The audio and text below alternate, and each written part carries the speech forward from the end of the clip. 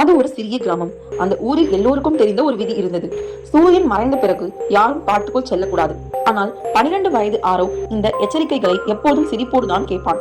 ஒரு மாலை பாட வகுப்பில் இருந்து வீட்டுக்கு திரும்பும் போது அவன் காட்டுக்குள் செல்லும் சுருக்கு பாதையை தேர்ந்தெடுத்தான். வானம் மஞ்சள் நிறத்திலிருந்து கருமையாக மாறியது. காடு மெதுவாக அவனை சுற்றி மூடிக்கொண்டது. அப்பொழுது ஆரவ் என்று யாரோ அழைத்தார். அவன் நின்றான். இதயம் வேகமாக துடித்தது. சுற்றிலும் பார்த்தான். யாரும் இல்லை. காற்றின் சத்தம் தான் என்று சொல்லிக்கொண்டு மீண்டும் நடந்தான். சில அடிகள் சென்றதும் ஆரவ் நில்லு என்று ஒரு சத்தம் கேட்டது. இந்த முறை அந்த குரல் அவன் அம்மாவின் குரல் போலவே இருந்தது. அவன் உடல் ஒரு நொடி உறைந்து போனது. அம்மா வீட்டில் தானே இருக்காங்க என்று மெதுவாக சொன்னான். அதே சமயம் அவன் கையில் இருந்த அலைபேசி அதிர்ந்தது. திரையில் அம்மா என்று தெரிந்தது. அவன் எடுத்தான். அப்பக்கம் இருந்து அம்மாவின் குரல். ஆரவ், நீ எங்கே இருக்க? உன் பேக் இங்கதான் இருக்கு என்று கூறினார். ஆரவ் அதிர்ந்து போனான். ஏனெனில் அதே நொடியில் மரங்களுக்கு நடுவில் இருந்து அதே குரல் மீண்டும் ஒலித்தது. ஆரவ், இங்கே வா என்று.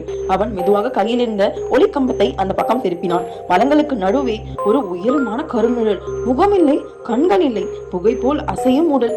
அது ஒரு அடியெடுத்து வைத்ததும் காடு முழுவதும் அமைதி. பறவைகளின் ஓசை இல்லை, காற்றின் சத்தம் இல்லை. அந்த குரல் மட்டும் அருகே வா என்று சொன்னது.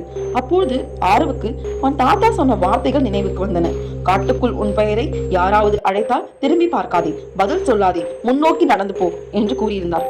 கைகள் நடுங்க ஆரவ் மெதுவாக முன்னோக்கி நடக்க தொடங்கினான். அந்த நிழல் வலி நிறைந்த அலறல் போல் ஒரு பயங்கர சத்தம் எழுப்பியது. மரங்கள் ஆடின, இலைகள் சுழன்றன. ஆரவ் ஓட ஆரம்பித்தான். முள்ளுகள் கீறின, ஒளிக்கம்பம் கீழே விழுந்தது. இறுதி நொடி அவன் காட்டின் எல்லையை தாண்டினான். உடனே அந்த சத்தம் அப்படியே நின்றது. அமைதி. அடுத்த நாள் காலை கிராம மக்கள் காட்டின் எல்லையின் பெரிய மனிதன் அல்லாத பாத சுவடுகளை கண்டார்கள்.